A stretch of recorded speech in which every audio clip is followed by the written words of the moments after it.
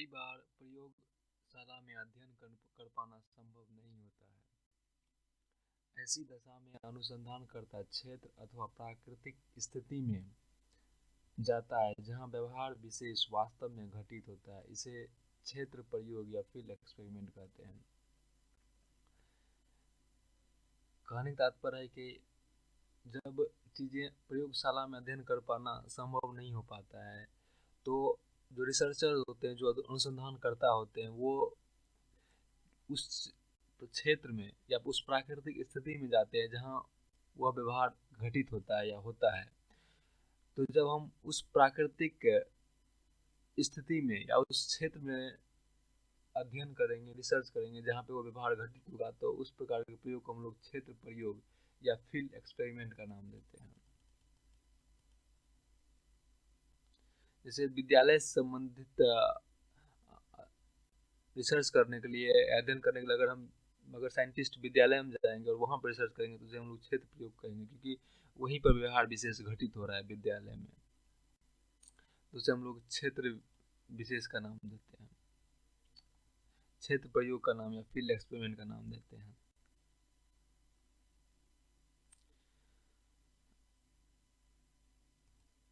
बहुत से परिवर्तन ऐसे होते हैं जिनका प्रहस्त्रण प्रयोगशाला में संभव नहीं हो पाता है।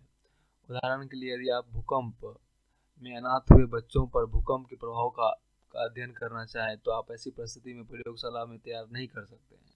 ऐसी परिस्थितियों में अनुसंधानकर्ता प्रयोगकल्प क्वासी एक्सपेरिमेंट्स, लैटिन शब्द इसका अर्थ कल्प होता है, विधि अपनाता है।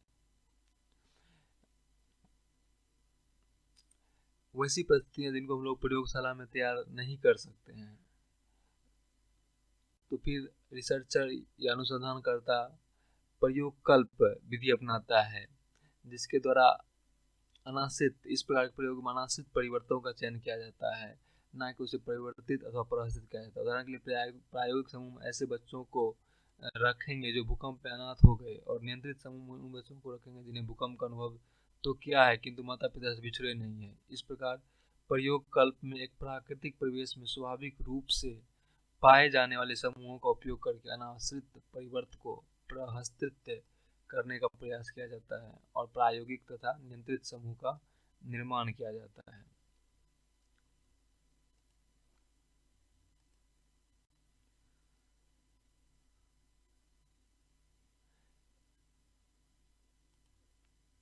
इसमें आपको अध्ययन के समय समय का ना तो प्रहसन करना पड़ता है और ना ही उपलब्धि पर उसका प्रभाव देखना पड़ता है।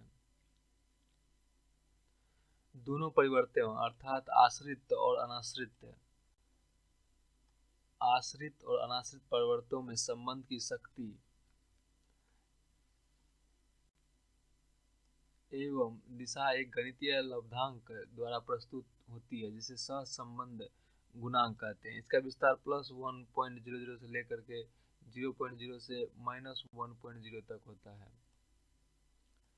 सहसंबंध गुणांक का विस्तार +1.0 से लेकर के 0.0 से -1.0 तक होता है। इस प्रकार सहसंबंध गुणांक 3 प्रकार के होते हैं: धनात्मक या पॉजिटिव, ऋणात्मक या नेगेटिव एवं शून्य या जीरो। धनात्मक सहसंबंध, पॉजिटिव कोरिलेशन, इस बात का संकेत करता है कि जब एक परिवर्त का मान बढ़ेगा तो दूसरे परिवर्त का मान भी बढ़ेगा। अर्थात धनात्मक सहसंबंध में जब एक परिवर्त बढ़ता है तो दूसरा परिवर्त भी बढ़ता है। दोनों एक दूसरे से डायरेक्टली, सीधे रूप से जुड़े हुए होते हैं। इसी प्रकार से जब एक परिवर्त का मान घटेगा तो दूसरे परिवर्त का भी मान घटेगा, तो उससे हम लोग धनात्मक सहसंबंध कहते हैं। मतलब एक परिवर्त का मान अगर बढ़ेगा तो दूसरा भी बढ़ेगा, अगर दूसरा परिवर्त का मान घटेगा तो पहला भी घटेगा, तो उससे हम लोग धनात्मक सहसंबंध कहते हैं। उदाहरण के लिए, जब विद्यार्थी अध्ययन के लिए अधिक समय देगा तो स्वाभाविक उनके उपलब्धि लब्धांक में वृद्धि होगी, और जब वो कम अध्ययन करेंगे तो स्वाभाविक उनके उपलब्धि लब्धांक में कम होगी।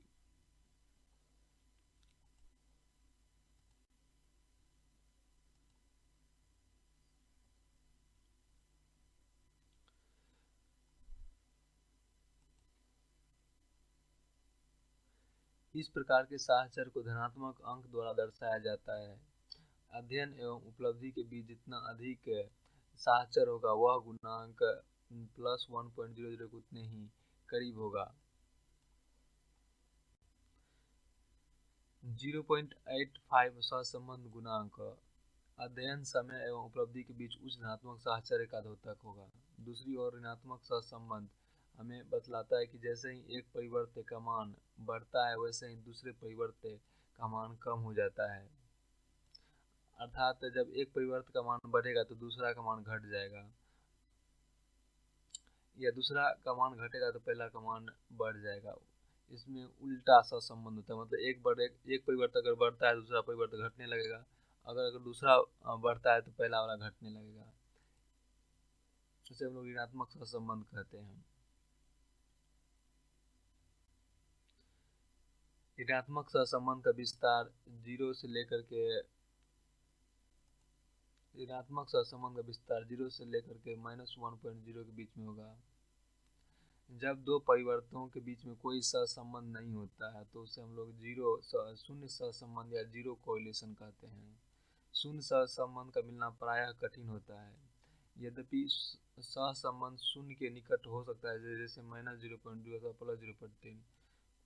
यह बताता है कि दोनों परिवर्तनों के बीच कोई सार्थक सहसंबंध अथवा दोनों परिवर्तन से संबंधित नहीं है।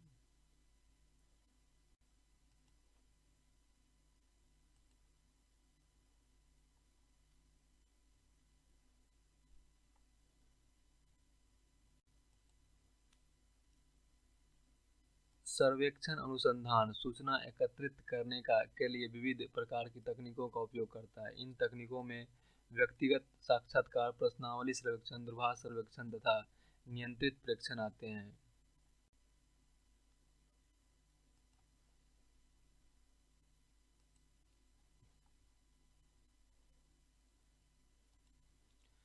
व्यक्तिगत साक्षात्कार लोगों से सूचना प्राप्त करने के लिए साक्षात्कार सबसे अधिक प्रयुक्त होने वाली विधि है। इसका उपयोग विभिन्न परिस्थितियों में किया जाता है।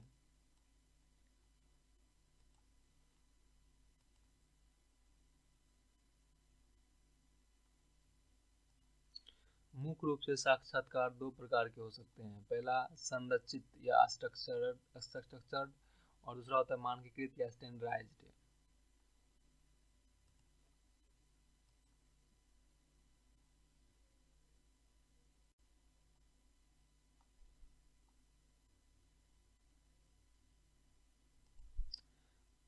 असंरचित या अनस्ट्रक्चर या अमानकीकृत नॉन स्टैंडर्डाइज्ड। साक्षात्कार के समय प्रश्न पूछने होते हैं, इसलिए प्रश्नों की सूची पहले से ही बना लेना आवश्यक होता है। इस सूची को साक्षात्कार सूची कहते हैं, साक्षात्कार अनुसूची कहते हैं। साक्षात्कार अनुसूची प्रश्नों की एक सूची होती है जो पहले से बनाई हुई होती है। संरचित साक्षात्कार उसे कहते हैं जिसमें प्रश्न स्पष्ट रूप से व अनुसूची में एक क्रम में लिखे लिए जाते हैं। साक्षात्कारों को प्रश्नों की शब्दावली में अथवा उनके पूछे जाने के क्रम में कोई भी परिवर्तन करने की स्वतंत्रता नहीं होती है। संरचित साक्षात्कार में साक्षात्कारों को प्रश्न स्पष्ट रूप से एक अनुसूची में, मतलब एक क्रम में, एक सीक्वेंस में लिखा हुआ रहता है, और साक्षात्कारकर्ता को प्रश्नों की शब्दावली में और उनके पूछे जाने में क्रम में कोई परिवर्तन करने की स्वतंत्रता नहीं होती। मतलब एक बार लिख दिया, जैसा फिक्स कर दिया वैसा ही फिक्स होगा, उसको कोई परिवर्तन उसमें नहीं कर सकते हैं।